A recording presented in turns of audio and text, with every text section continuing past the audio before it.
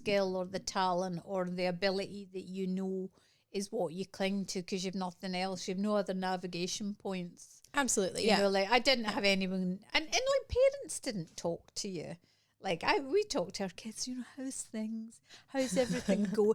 There was none of that, you know. Like you just got on with it, and that was it. Yeah, it's just like either sunk or swum, and that was it. There was no middle ground of like, you know, maybe we could get a tutor for you if you. It's like no, there was just. So I think I didn't ever question my creativity as being a bad thing. I knew that was the one thing that brought me joy. Maybe that was it. Yeah. In school, which was rotten. Like primary school I hated, secondary school I hated. It was always at odds with everyone. Yeah. And it never gave me what I wanted, you know. I had a couple of nice teachers in amongst it, but generally I found it unfulfilling.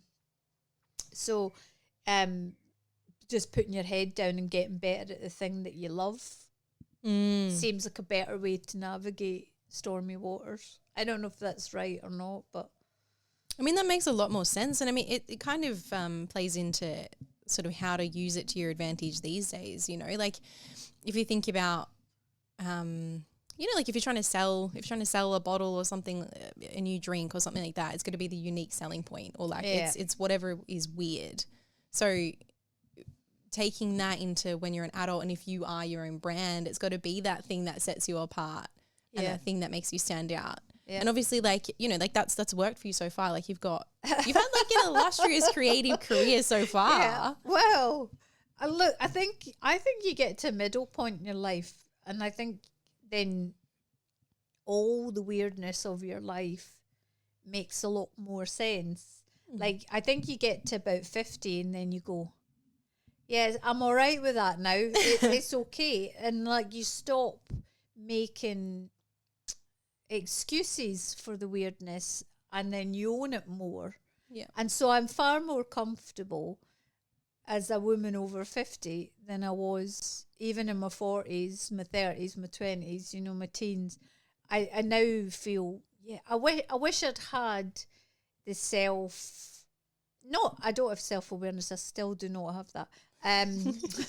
No, I don't. I wish I had the self-belief that it was all right to not fit in, because I think all my life I battled with the fact that I was weird and that I was at odds with everything, and I didn't want to be like that, but I didn't know how not to be like that. You know, if I'd figured out how not to be like that, I wouldn't be what I am. So, you know, I'm sure if I was clinically tested, they'd find plenty syndromes and medical diagnoses, but none of which will change me being what I am. No. So I don't really see the benefit for me in knowing.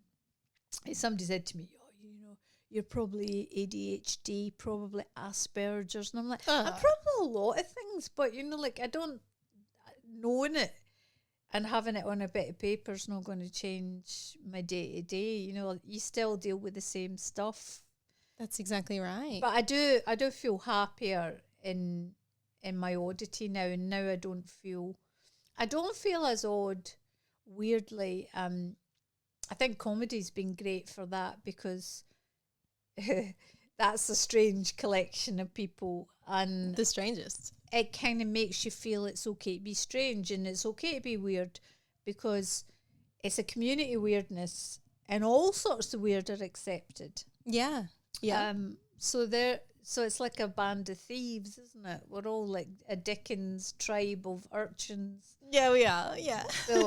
So I think that's been good for me, because I realised that I may well have always been a bit peculiar, but I'm not as peculiar as some of the people I work with. You know, or maybe I am, but it's not as judged. I think there you go. Judgment's a part of it, isn't it? Oh, a huge part. It's if people weren't judgmental about your weirdness, it'd be much easier to be an individual.